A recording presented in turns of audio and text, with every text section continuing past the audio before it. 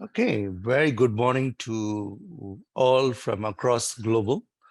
I welcome you to this ICRTH 2022 industrial session, which is focusing on inclusive tourism. And inclusive tourism is always an offer for positive travel experience to people with different needs by addressing them from different perspective. To share that particular topic, we have wonderful panel of speakers. Dr. Grace Pang from Senior Lecturer, University Malaysia, Sabah, Malaysia. And we have the second speaker joining us all the way from South Korea, Ms. Daisy Park, Special Advisor, Korea Mekong Corporation. And lastly, we have another speaker from the other side of our global, Dr. Fabio Corbono, Lecturer, Faculty of Business and Law, Coventry University, UK. And myself, Dr. Kadapan Balasubramanian from Taylor's University, Malaysia. I'm an associate professor with the School of Hospitality, Tourism and Events.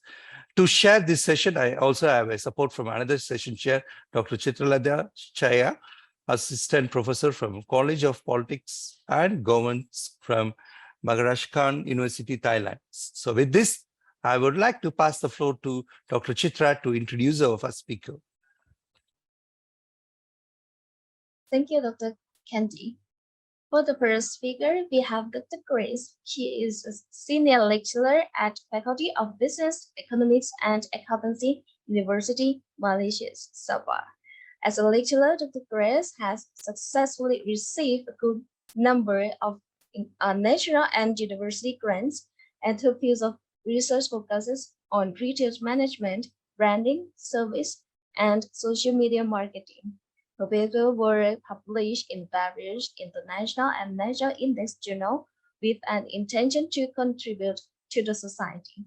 Dr. Grace was appointed as one of members of Governor for Institute's Sinaran and private local college in Kota Kinabalu, Sabah. She also gave motivational talk to school students during her time and donated to several international, national, and local charity organizations. This is a very honor to have you, Dr. Grace. The floor is yours.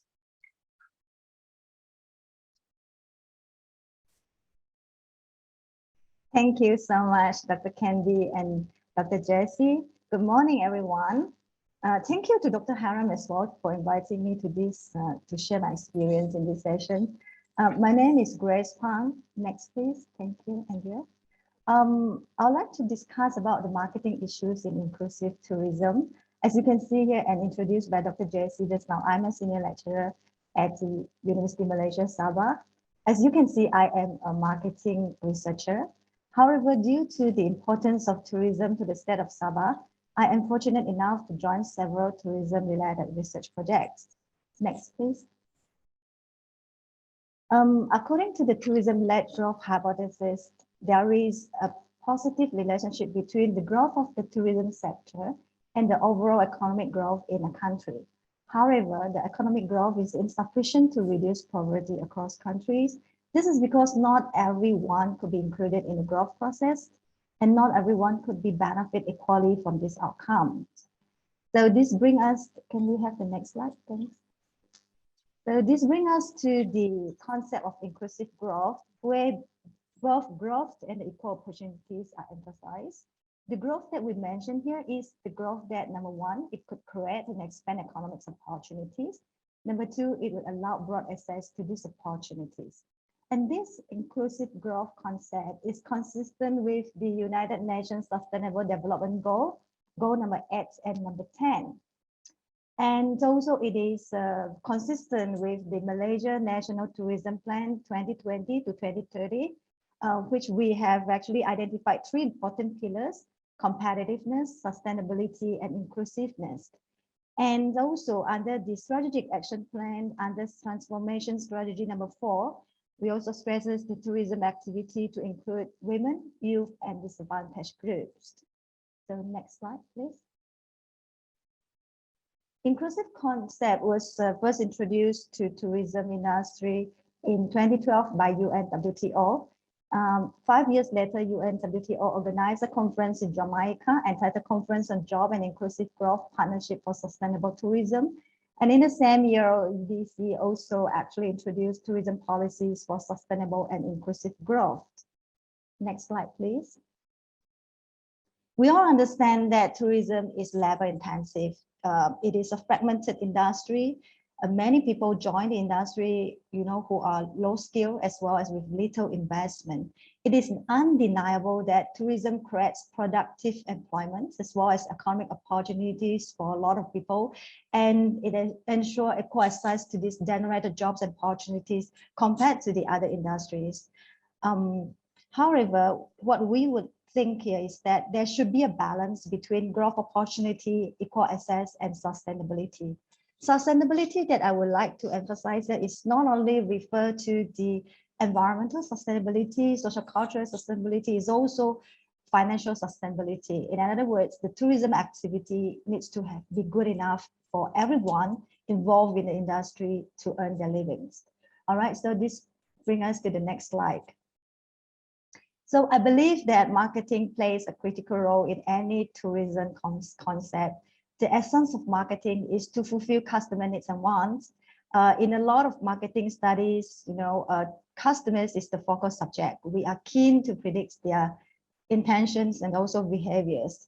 However, the inclusive concept is a wider concept, which is not only the customers' needs and wants that we would like to stress here, but also the stakeholders involved, especially in the case of tourism, I would say the operators' needs and wants as well. So next slide, please.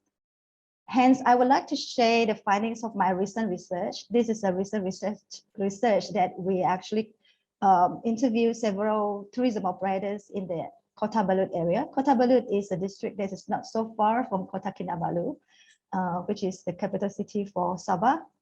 It's perhaps like 1 to 2 hours drive, depends on how fast you drive. And Kota Balut is blessed with beautiful view. You can see Mount Kinabalu, which is the tallest mountain in Malaysia, and you can see beautiful jungles as well as rivers. The two tourism operators that we interview are 2 campsite operators and 1 guest house operators. All right, next slide, please. So the first one that I would like to discuss is called Villa Valley View, 3V, which is located at Kampong Nabaha, Kota Balut. This is a community project, and they are a member of the Kadamayan Tourism Association.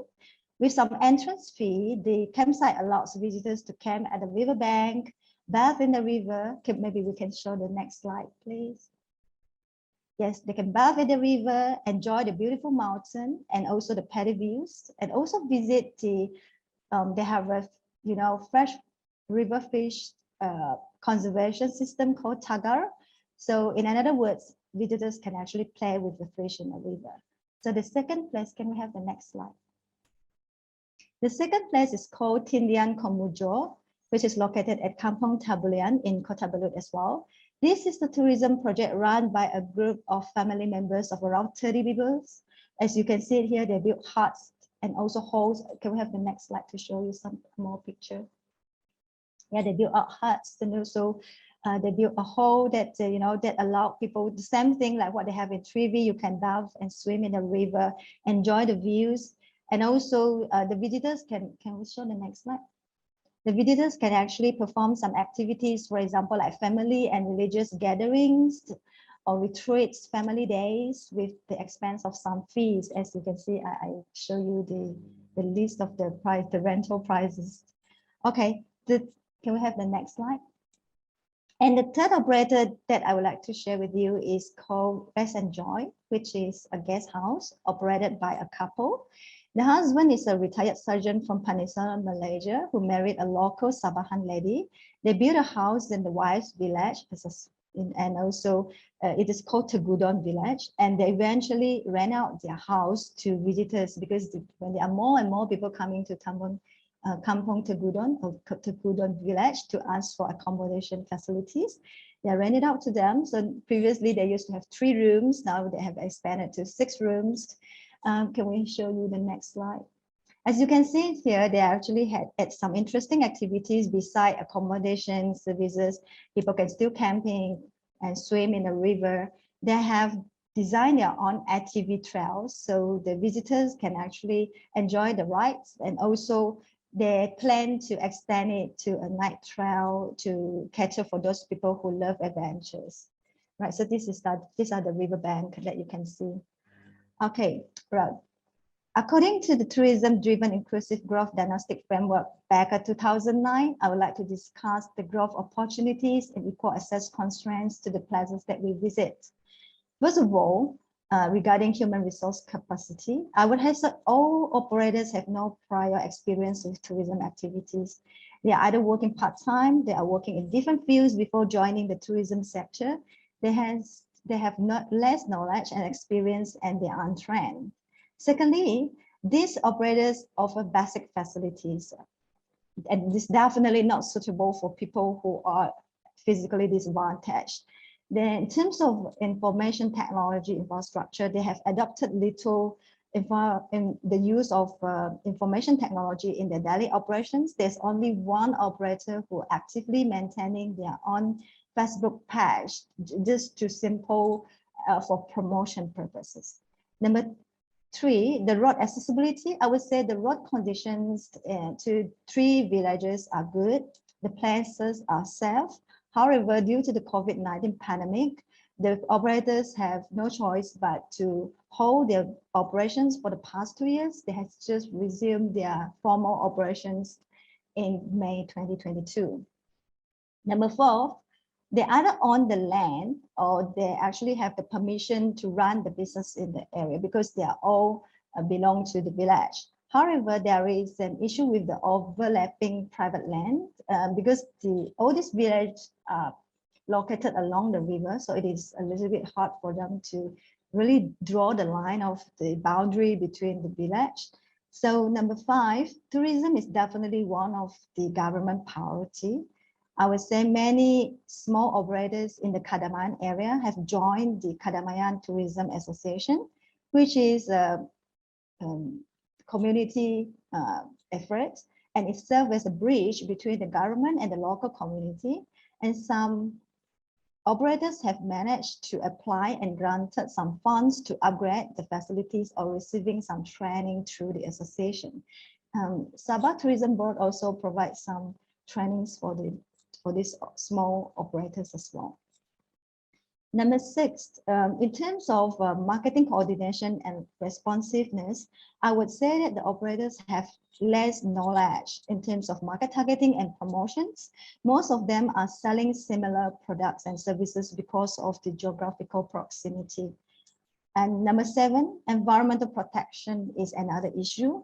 The local operators in the Kadamayan area, luckily, they are fortunately to inherit the freshwater fish conservation system that they call Tagal.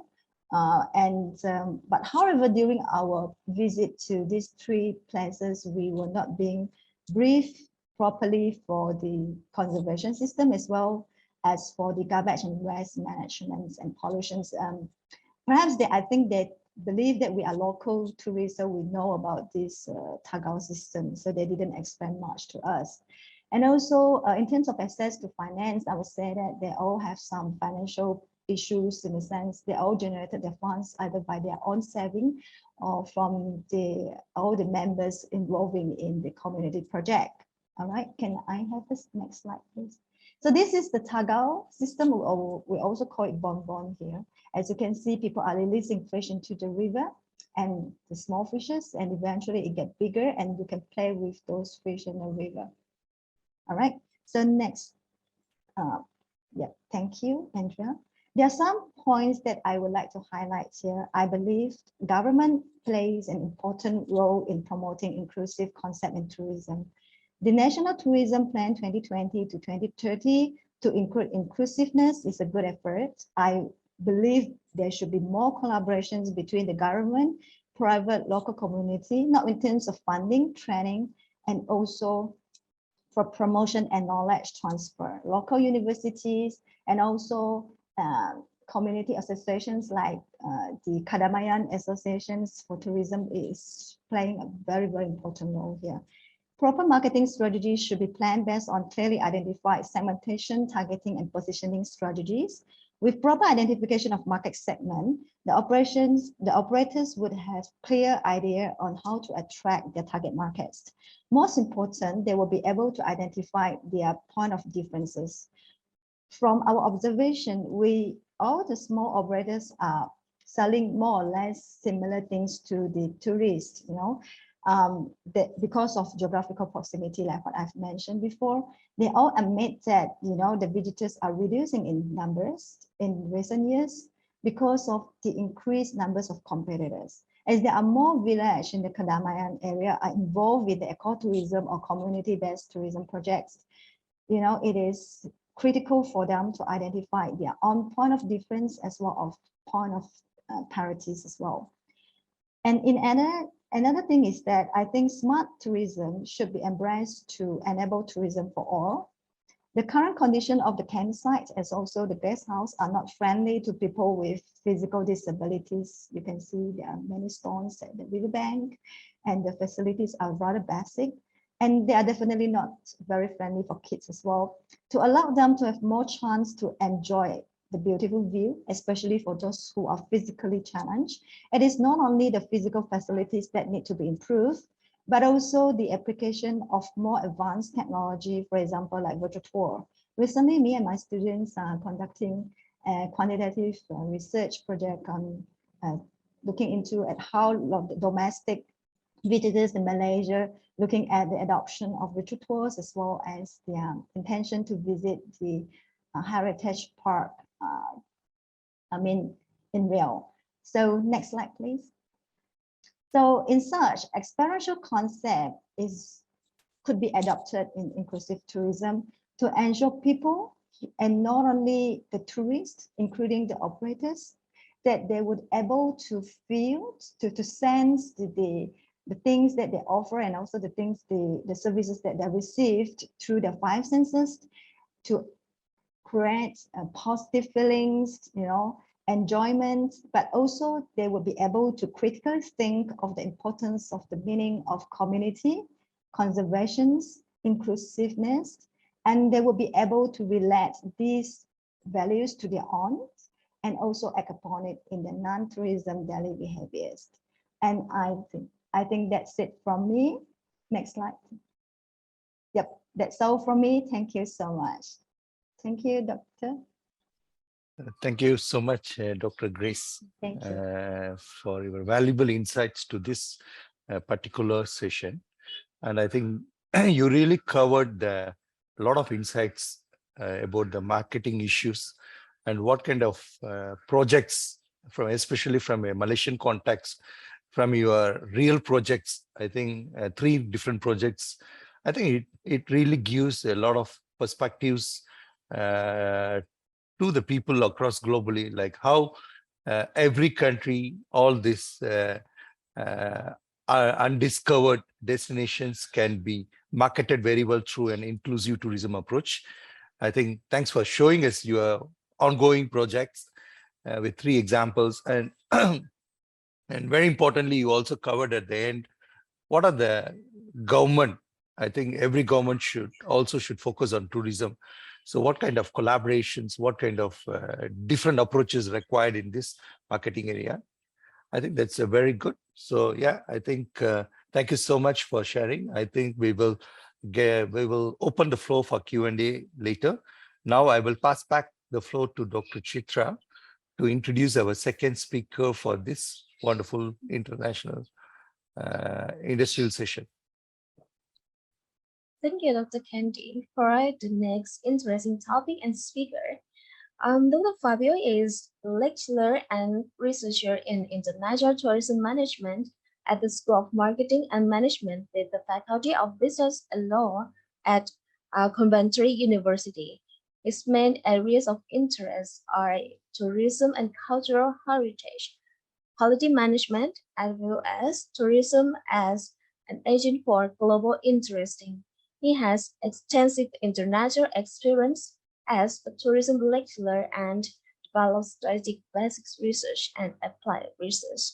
So next, I will welcome for Dr. Fabio, please. Hello, good morning. Thank you very much for this invitation. It's an honor to me to be part of this important moment of debate on inclusive tourism. So thank you very much to all the members of the organizing committee, the colleagues, and obviously thanks to the audience today. Well, my contribution is going to be related to a broad approach to accessible and inclusive tourism. Namely, I will consider if inclusive tourism and accessible tourism fully contribute to what we define today as a sustainable tourism. A bit of context. It's since 1980 that the World Tourism Organization talk about the tourism as a human right. Okay, so if tourism is a human rights should be accessible and available for everyone. So from there, in 89, we start to talk about tourism for all. A report created by British experts on how to make accessible these human rights to everyone. And so, well, we start to talk mostly about the capacity of tourism offer to be accessible to people with the special needs, for example. And little by little, we start to talk also about inclusive tourism, sometimes as a synonym. In reality, at least according to my understanding, is that accessible tourism is more related to the accessibility to the place. So we talk about architectural solution to make accessible the places, for example, the attraction, or to adapt the services, okay, tourist services, but also in terms of communication. No? For example, what a person, an visual person, how can read, for example, about a monument and so on. This is what about accessibility. When we talk about inclusiveness, we talk more about making the overall tourism offer accessible to different groups and categories that we have in society. Obviously, when we talk about accessibility and inclusiveness, we talk about families, we talk about elders, we talk about thinking about people with different food needs. Okay, this is also part of the inclusiveness. People with temporary or permanent disabilities or incapacities. Even if you think about this, even a pregnant woman is not a disabled, but in that specific circumstances, obviously need particular attention. So obviously this requires a shift in the approach to the creation, the development, the management of the tourism offer. And this is what we have so far. Okay, so the World Tourism Organization dedicate a lot of effort to tourism for all. We already have various publications, various organizations, supranational organizations talking about this. Okay, and we have the result. In my specific field is more related to cultural attraction, museums, cultural heritage attraction. So we have the result. Here I put just some from the US some example of how every service in our daily life is or can be affected by this new approach. So to resume, according to the World Health Organization, 15% of the world population lives with some form of disability. So what it means that we have to think about how to guarantee the human rights of traveling and experience and have tourism experience to this 15% of the world population. So basically, it's a matter of human rights, but not only, because there are also market opportunities. Okay, and here I mentioned some of them. No, the number of people that travel, the way of traveling that they have, like they normally don't travel alone, for example. So if we want to look at them as a niche, okay, so it's from the market point of view is an important niche. So to resume, tourism for all, accessible, inclusive tourism, is necessary part of any responsible and sustainable tourism policy. So far, everything is clear. But is it really all that we can do when we talk about accessible and inclusive tourism? Because let's remember that tourism is sustainable when protect the environment, protect the local cultures, okay? And we talk about also the economic sustainability, basically the three famous pillars of sustainability, traditional pillars of sustainability, okay, social, environmental, and economic. But let's think about this. The concept of sustainability had an evolution. What that means. Nowadays, sustainability is based actually on 5 pillars, built on the previous 3 pillars: people, prosperity, planet, peace, and partnership. These 5 pillars are applied on the SDG, and we will arrive there in a while.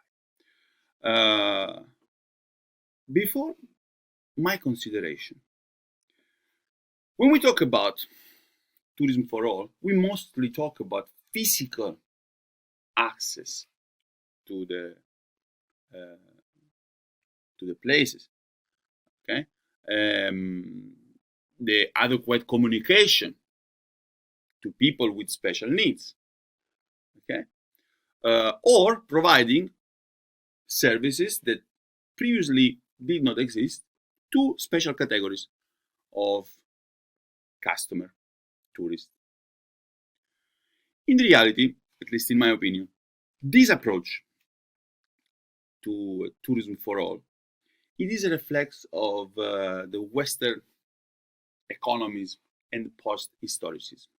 Post-historicism has to do with the fact that in the West, at least, our idea is that history is done. Well, at least before the war in Ukraine, history is done. Nothing is going to change. So we can dedicate ourselves just to leisure, more or less, just to resume. This is the idea. And I see in this way of approaching tourism a lot of reflex of post-historicism. In reality, tourism today, when we talk about tourism and sustainability, we should have this in mind. Not only those 3 pillars of sustainability. So when we talk about accessible and inclusive tourism in the way we talk so far, as I showed you before, well, let's say that we contribute eventually for the Sustainable Development Goal 11, surely the Sustainable Goal Development number 5, okay, and a few more. In the reality, we could contribute to many other of this. In particular, what I think about is the Sustainable Development Goal number 16, peace, justice, and strong institution. What is the link between this Sustainable Development Goal, peace, and tourism for all. Well, let's imagine. This is an example, for example, I bring from the Museum of Masao. This is something that to us is quite clear, okay? For example, a map that we suggest in an archaeological museum. And this is a map. Look, when we look at this map, it's clear for us as a Western people because there are the borders, so it's clear for us the subdivision of the territory, right? Well, but in reality, if we think about a person that actually comes from Brazil, this is not correct because the administrative border for them, they don't say so much. They are more related to what are the natural border of a place. So this is the difference. So is it accessible for, it is inclusive what we are doing? The result is this, trying to mix as much as possible, okay, the perception of all of us, okay? This is already studied, what is called appropriation accessibility by Defner et al. Where he mixed physical accessibility and perceptual accessibility, okay? But I want to push forward this idea, okay? I want to propose tourism for all in a context of a higher purpose for tourism, because even the World Tourism Organization tell us that tourism can contribute to peace, right? And indeed, we have tourism, an engagement of tourism with the SDG 16. The idea is how to link the two things. Well, if we think that UNESCO talk about the construction of culture of peace through education, and the positive peace is not absence of war, but is, among other things, mutual cultural understanding and respect, well, we can understand the important role of tourism. But when tourism is open and inclusive with everyone, and inclusive for everyone. Let's analyze a case study that I bring to you here. World of Discovery. This is an interactive museum about the Portuguese discoveries in South America. Amazing, okay? So when the Portuguese arrived there, okay? Great infrastructures, everything, okay? Great reconstruction, okay? The Portuguese arriving in this new land, bringing, among other things, obviously, the new religion, the new society, etc., etc., etc. Let's say glorification of those important historical moment for Europeans and Portuguese in particular. Now, question. In a place like that, would these people feel included?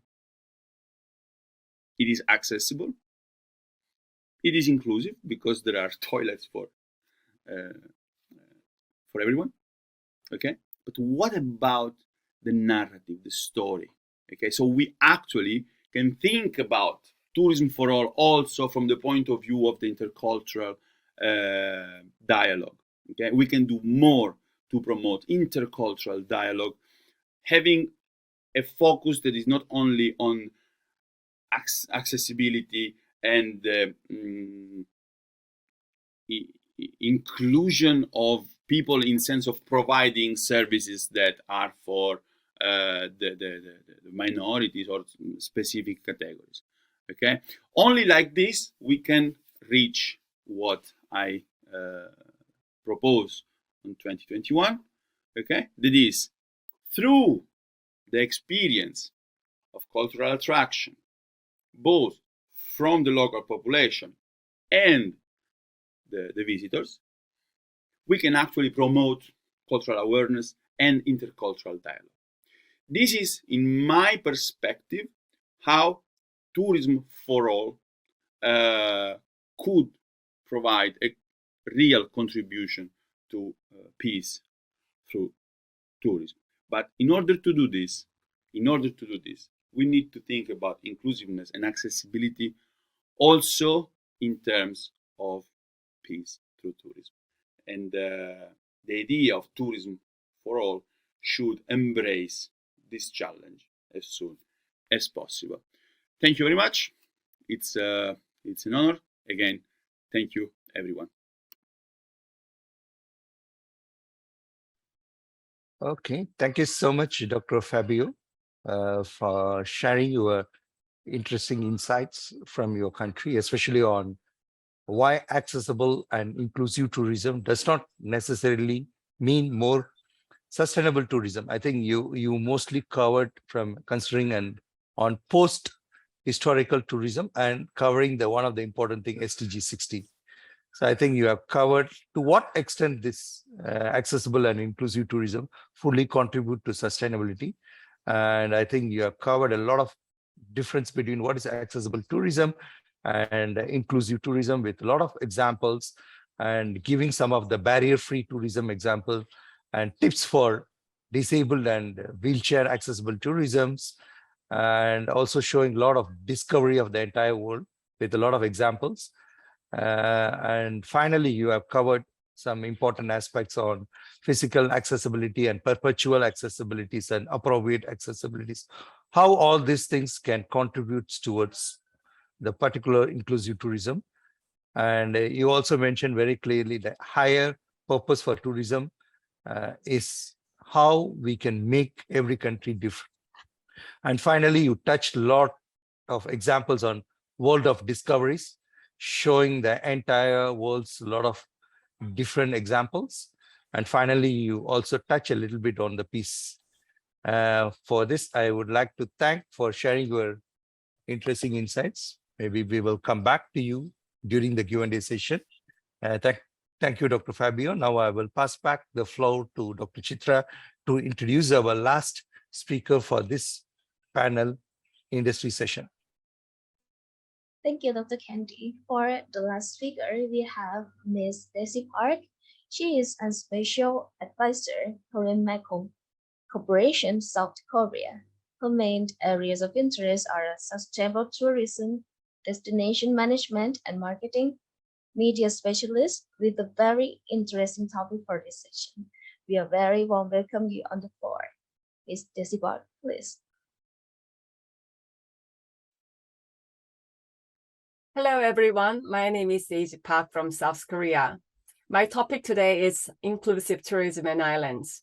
The reason I took this topic today is because I could experience several good cases of inclusive tourism while I work for several island countries such as Fiji, Samoa, Indonesia, Mauritius, Tasmania. I want to share why and then a good example that I experienced it. Before I move on, I want to define what is inclusive tourism. Including me, many people will be unfamiliar with this concept because many people simply think this is only applied to people with disabilities and who have difficulties in movement. But I don't think it's true because this is an evolving concept by context and who you are, what kind of life cycle you are in. So the target of inclusive tourism is everybody in every life cycle.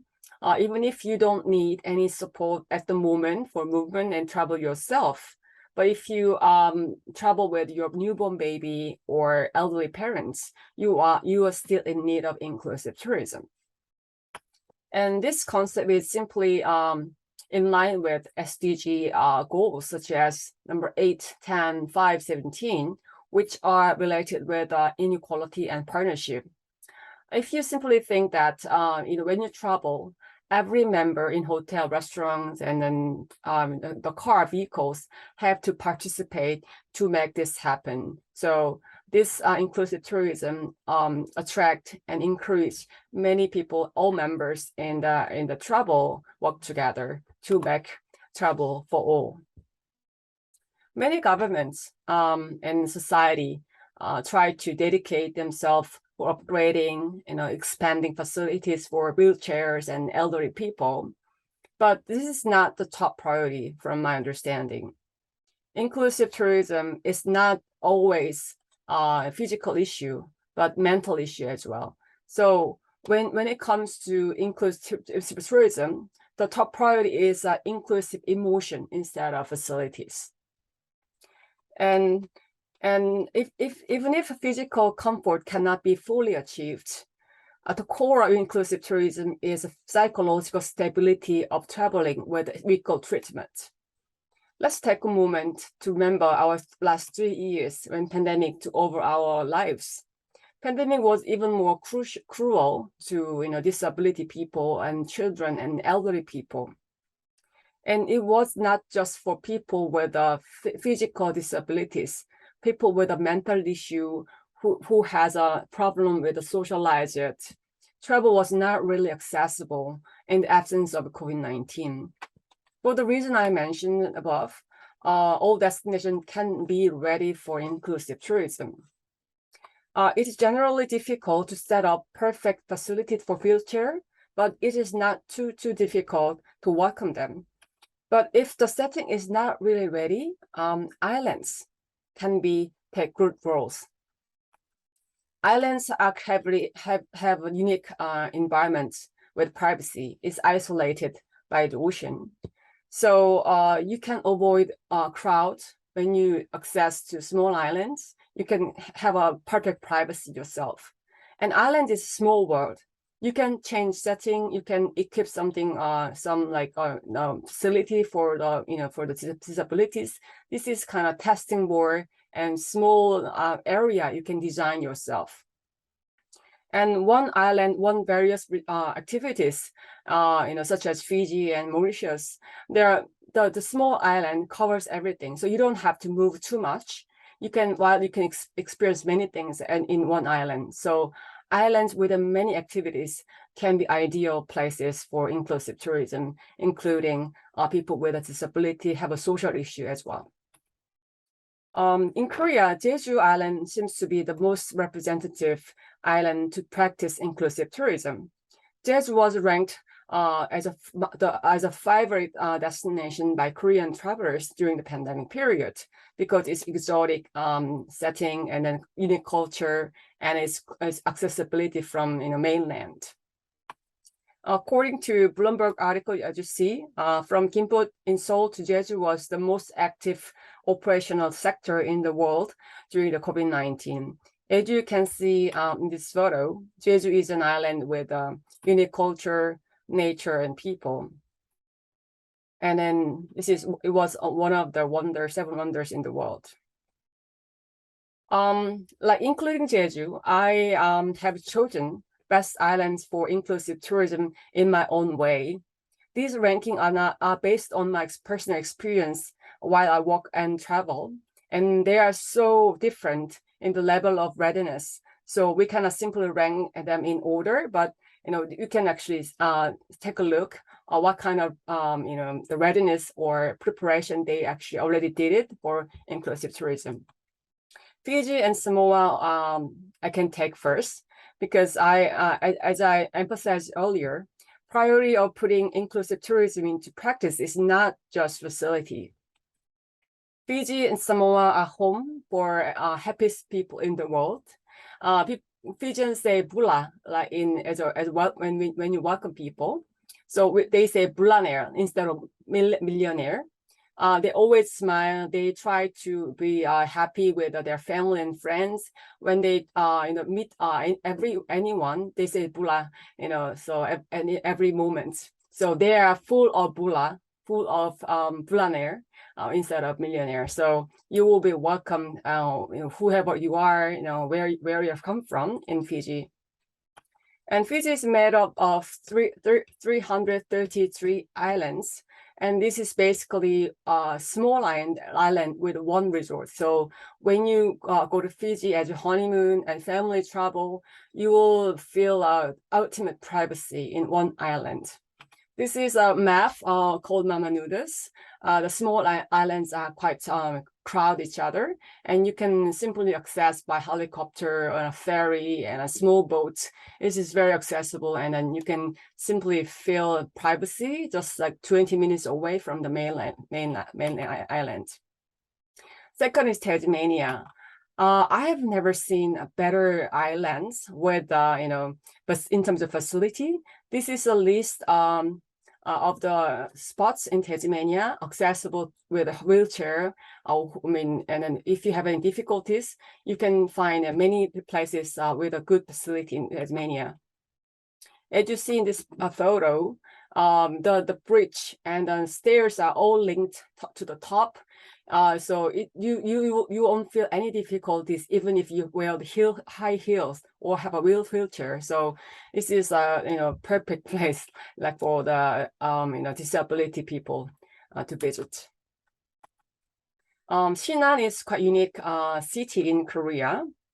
Sinan is like only city with only islands. 1,004 islands are a member of the Sinan, and they are quite well linked with a bridge.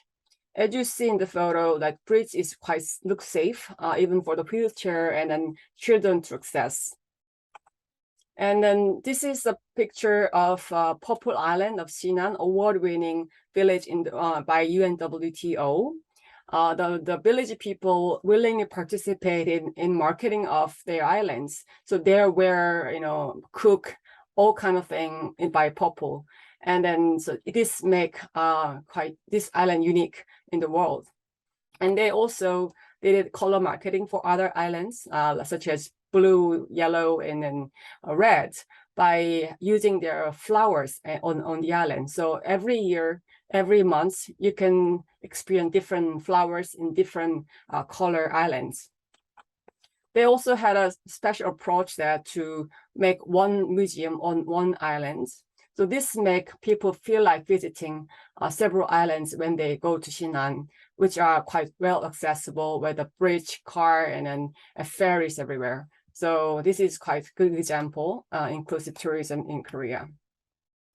So including Bali, Mauritius, many islands settings are perfect for not only normal people and then wheelchair people and mental problem people. They are quite accepting. Without much movement, they can maximize their experience without any meeting many people. So I believe that many island countries or islands have to promote themselves as inclusive tourism, not only the island that I mentioned today. Antonio Guterres, UN Secretary General, said that tourism is itself one of the wonders of the world. And he highlighted it is imperative that we build up the tourism sector in the safe, equitable, and climate-friendly manners. Because the tourism is absolutely important for everybody, and everybody has to enjoy this wonder in their life, no matter who you are and what kind of disability you are having. And Mahatma Gandhi said, our greatness is a power to embrace the diversity. So inclusive tourism practice is in a way to show the greatness of the civilization we are through the travel. So we have to work together. We have to maximize our ability and our budget to increase level of readiness of inclusive tourism. So this is all my presentation. Thank you very much for listening. Feel free to ask me questions if you have. Thank you.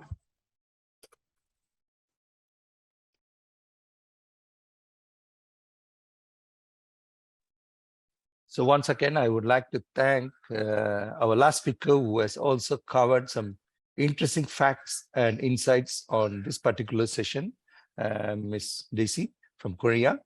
So I think she has covered a lot of tips, probably a lot of information from her own contacts, from her experience.